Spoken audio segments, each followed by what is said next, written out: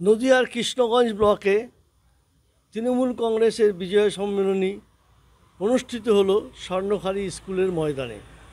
উপস্থিত ছিলেন কর্মী সমর্থক থেকে শুরু করে সাধারণ মানুষ।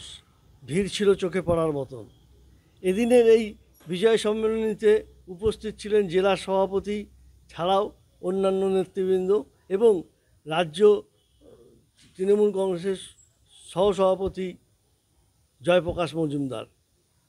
তিনি জয়প্রকাশ মজুমদার পরিষ্কার করে বলেন, কৃষ্ণগঞ্জ বিধানসভাটি গত দুইবার বিজেপি দখল করেছে।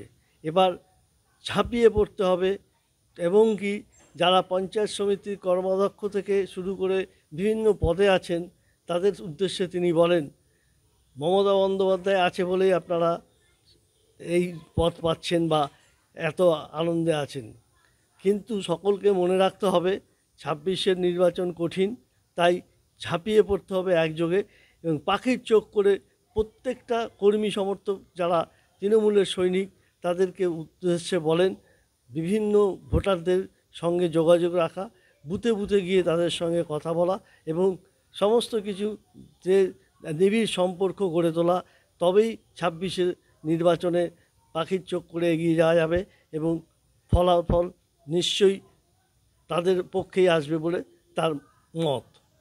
বিভিন্ন পঞ্চায়েত সমিতির পদে বসে কর্মাধ্যক্ষ হয়ে আমরা বসে আছি।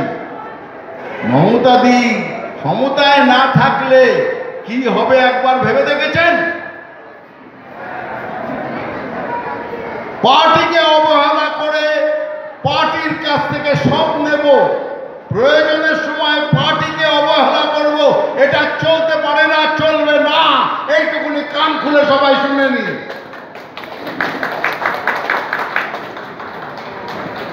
অভিষেক বন্দ্যোপাধ্যায় এক বার্তা বলছেন এবং সেই জন্যে আপনাদের যত কর্মী আছেন তারাই আমাদের শক্তি।